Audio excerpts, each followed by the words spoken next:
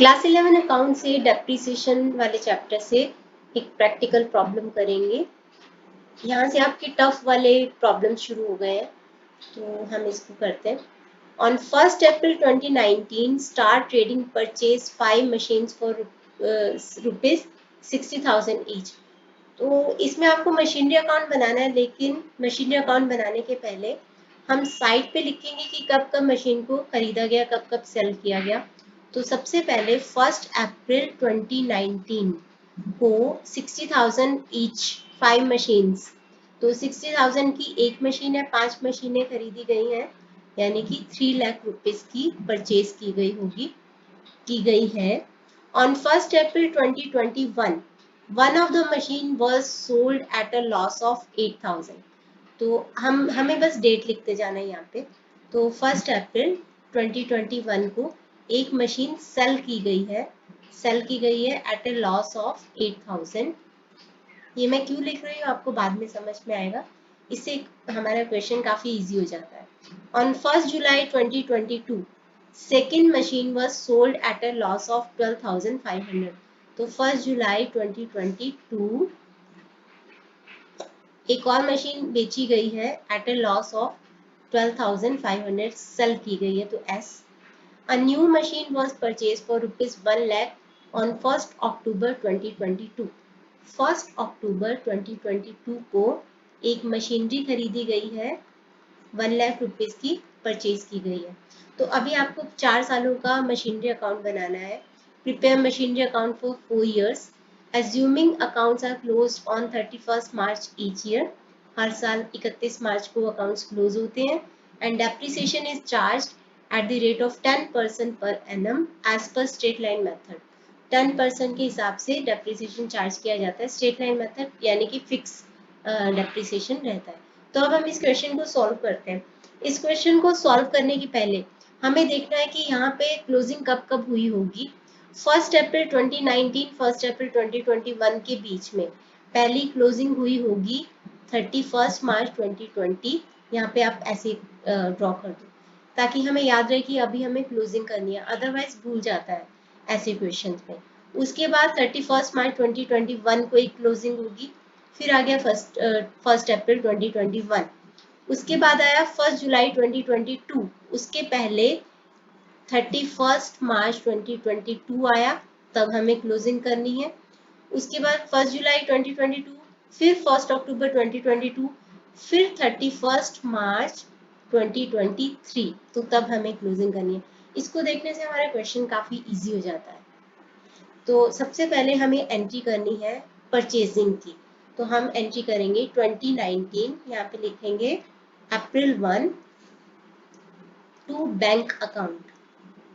हमने 60,000 each 5 machines खरीदे हैं, तो 60,000 इंटू 5 क्या आ जाएगा आपके पास 3 लाख रुपीस के मशीन खरीदे हैं टोटल। ये हमने एंट्री कर दी। अभी उसके बाद हमें पता है कि मुझे 2 बार क्लोजिंग करनी है, ठीक है।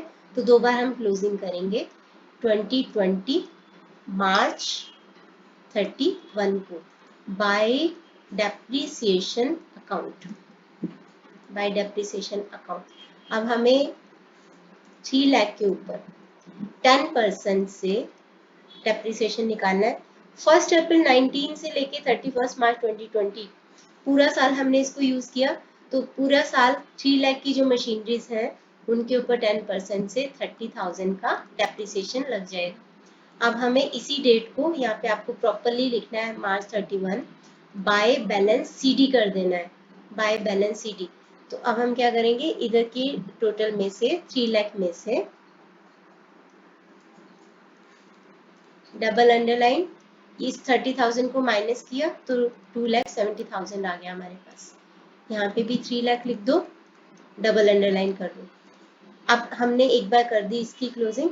अब नेक्स्ट डेट को यानी कि 2020 अप्रैल 1 को फिर से टू बैलेंस बीडी कर दो, टू बैलेंस बीडी 2,70,000 की मशीनरी हमारे पास बच गई क्योंकि 30,000 का डेप्रिसिएशन लग गया। अब देखो एक बार हमने क्लोजिंग कर दी है, अब एक बार फिर से क्लोजिंग करनी है, तो हमें क्लोजिंग करनी है यहाँ पे बाय 2021 को मार्च 31 को बाय डेप्रिसिएशन अकाउंट। अब फिर से वही 30,000, ठीक है, 3 लाख के ऊपर 10% से 30,000 का डेप्रिसिएशन किया और सेम डेट को बाय बैलेंस CD। तो अभी इधर है 2,70,000 और इधर 2,70,000 में से 30,000 माइनस किया, आ गया हमारे पास 2,40,000। अब नेक्स्ट डेट को यानी 2021 अप्रैल 1 को यहाँ पे लिख दो टू बैलेंस BD 2,40,000, यहाँ तक कर दिया। अब हमें बस उसी नोट्स को देखते जाना है कि क्या क्या करना है। 1 अप्रैल 2021 को हमने एक मशीन, उनमें से एक मशीन बेच दी, 8,000 के लॉस पे बेच दी, ठीक है, 8,000 के लॉस पे बेच दी 1 अप्रैल 2021। तो जब बेचेंगे तो क्रेडिट साइड पे एंट्री करेंगे अप्रैल 1 को बाय बैंक अकाउंट लिखेंगे क्योंकि बेची है, और उसी डेट को, जिस डेट को बेची है, by loss on sale of machine लिखेंगे, ये दोनों लिखेंगे, और उसके ऊपर डेप्रिसिएशन लिखेंगे। ये मैं आपको बताती हूँ कि लिखना है कि नहीं लिखना है। अब देखो यहाँ पे वो जो मशीनरी हमने बेची है 1 अप्रैल 2021 को बेची है एट ए लॉस ऑफ 8,000, उसकी वैल्यू जब हमने खरीदी थी तो थी वो 60,000 की 1 अप्रैल 2019 को। तो 1 अप्रैल 2019 को उसकी वैल्यू कितनी थी? 60,000 थी। 60,000 थी। मैं इसको थोड़ा सा इधर कर देती हूँ ताकि आपको क्लियरली दिखे। अब 60,000 की वैल्यू थी 21 को। यहाँ तक कितने डेप्रिसिएशन हमने किए? एक तो 2020 का और एक 2021 का, 31 मार्च 2020, 31 मार्च 2021।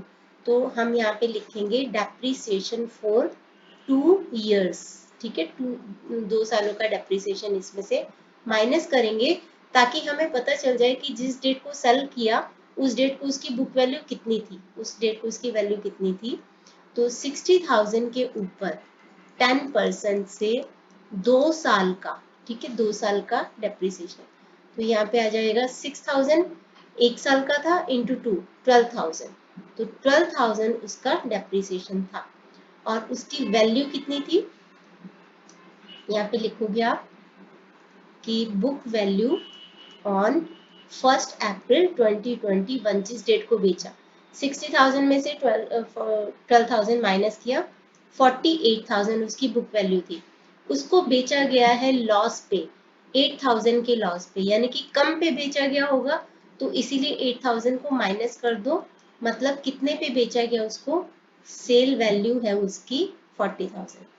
अब हम यहाँ पे, मैंने बोला मैं यहाँ पे बताऊंगी आपको डेप्रिसिएशन लिखना है कि नहीं इस मशीनरी का। देखो साल की शुरुआत ही हुई है अभी, तो 2021 अप्रैल 1 उसकी वैल्यू 2 साल की डेप्रिसिएशन ही लगी है उसके ऊपर, क्योंकि उसके बाद उसकी वैल्यू 48,000 हो गई। उसी डेट को, जिस डेट को उसकी वैल्यू 48,000 थी, उसी डेट को उसको बेच दिया गया, तो और ज्यादा डेप्रिसिएशन नहीं लगा है। तो 40,000 उसकी सेल वैल्यू होगी, क्योंकि 48,000 उसकी बुक वैल्यू है, लॉस पे बेचा 8,000 के, तो 40,000 उसकी सेल वैल्यू होगी। तो हम बाय बैंक अकाउंट में लिखेंगे 40,000, बाय लॉस में लिखेंगे 8,000। सपोज यहाँ पे हमने 1 अप्रैल की बजाय से 1 जुलाई को बेचा होता, तो हम 1 अप्रैल 2021 से लेके 1 जुलाई 2021 3 महीने तक का और डेप्रिसिएशन कैलकुलेट करके इस 48,000 में से माइनस करते, फिर उसकी सेल वैल्यू निकालते। तो अब यहाँ पे ऐसा सीन नहीं है, तो इसीलिए यहाँ तक ही इसको, इसका डेप्रिसिएशन लगाया है। अब मैं आपको ले चलती हूँ फिर से वहां पे जहाँ पे हमने ये किया था कि नोट्स बनाए थे। तो हमने यहाँ पे ये वाली एंट्री भी कर दी है कि 1 अप्रैल 2021 को हमने जो सेल किया था उसकी एंट्री कर दी है। अब फिर से हमें क्या करना है? 31 मार्च 2022 की क्लोजिंग करनी है, तो हम क्लोजिंग कर देते हैं 31 मार्च 2022 की। तो यहाँ पे आप लिखोगे क्लोजिंग हमेशा क्रेडिट में करना है, तो 2022 मार्च 31 बाय डेप्रिसिएशन अकाउंट। एक मशीनरी बिक चुकी है, याद रखना, 60,000 की एक मशीनरी थी, एक बिक चुकी है, तो बाकी बच गई 4। तो 60,000 इंटू 4, 2,40,000 की मशीनरी बची है, जिनके ऊपर 10% से 24,000 का डेप्रिसिएशन लग जाएगा। और बाकी सेम डेट को हम कर देंगे बाय बैलेंस सीटी, बाय बैलेंस सीटी। अब इधर का टोटल है 2,40,000 और इन तीनों अमाउंट्स को हम माइनस कर देंगे। तो 2,40,000 में से माइनस करेंगे 40,000, 8,000 एंड 24,000, हमारे पास बच गया 1,68,000। 1,68,000 बैलेंसिंग फिगर है। 2,40,000 यहाँ पे लिख के डबल अंडरलाइन कर देंगे। अब हमने इसकी क्लोजिंग भी कर दी, जो जो हम करते जा रहे हैं उसके ऊपर टिक करते जा रहे हैं। अब फिर से 1 जुलाई को हमने बेची है एक और मशीन 12,500 के लॉस पे, तो इसकी एंट्री करते हैं। तो लॉस करना है, सेल किया है तो क्रेडिट साइड पे दिखाएंगे, तो यहाँ पे लिख लेते हैं।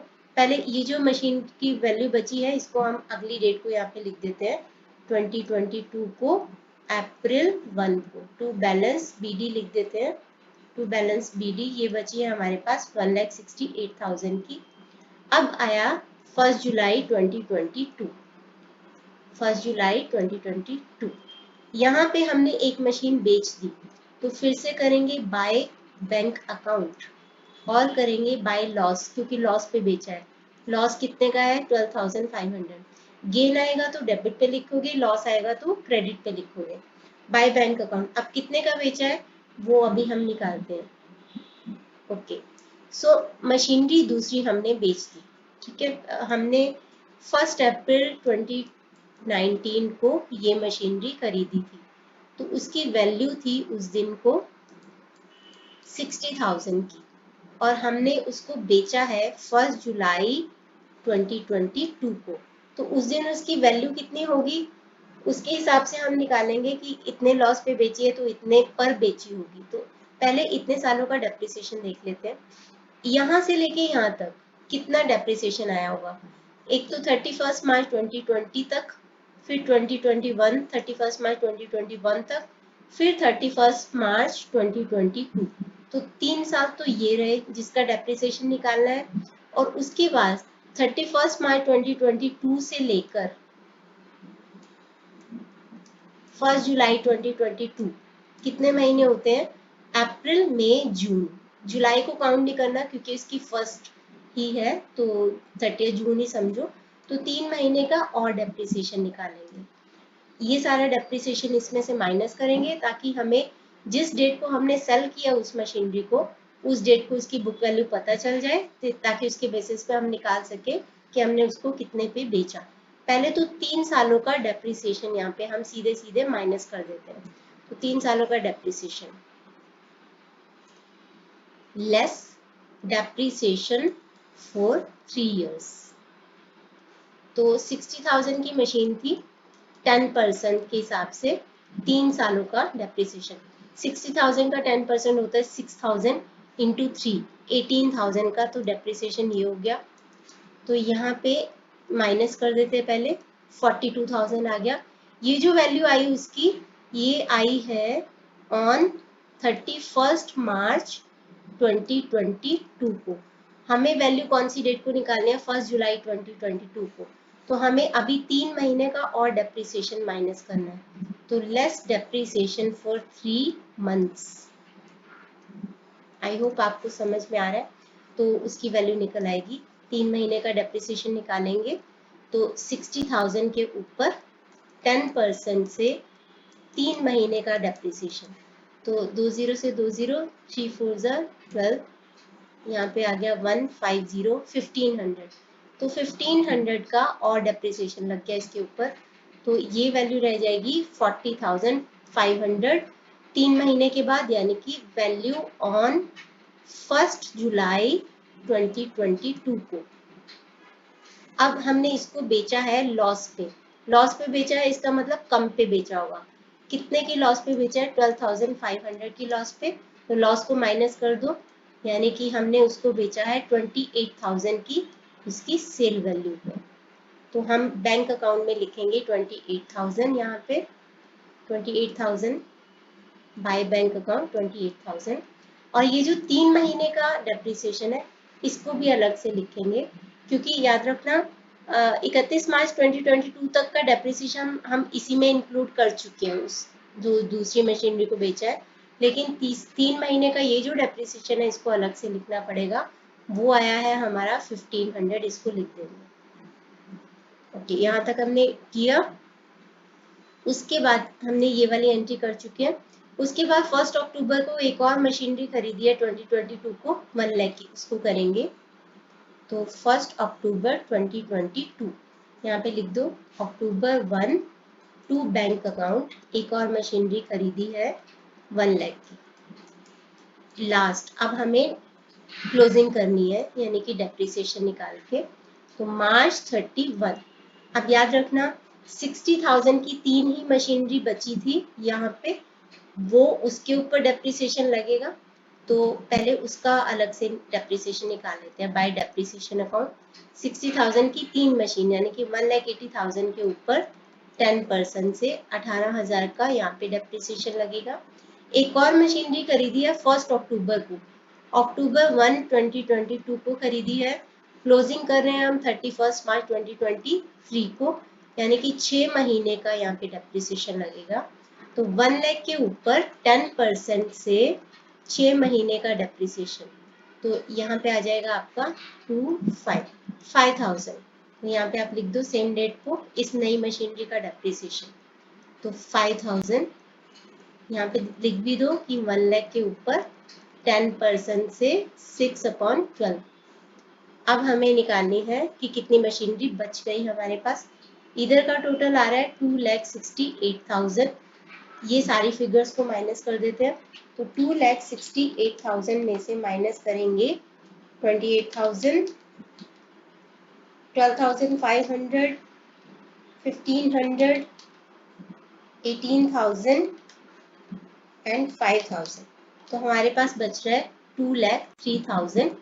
इतने की मशीनरी हमारे पास बच गई। उसके आगे लिखोगे आप by balance CD, by balance CD। तो 2,68,000। यहाँ पे एक बार आंसर चेक कर लो, यहाँ पे आ रहा है 2,03,000 जो बैलेंस बचा है 1 अप्रैल 2023, 31 मार्च, उसके बाद अगली डेट 2023 1 अप्रैल 2,03,000 का बैलेंस बचा है। और यहाँ पे बाकी के आंसर भी चेक कर लो। यहाँ पे ये है sale proceeds for first machine 40,000 and 28,000। तो यहाँ पे हमारा आ गया था 40,000 और आगे आ गया था हमारे पास 28,000। इसके साथ ये क्वेश्चन कंप्लीट होता है।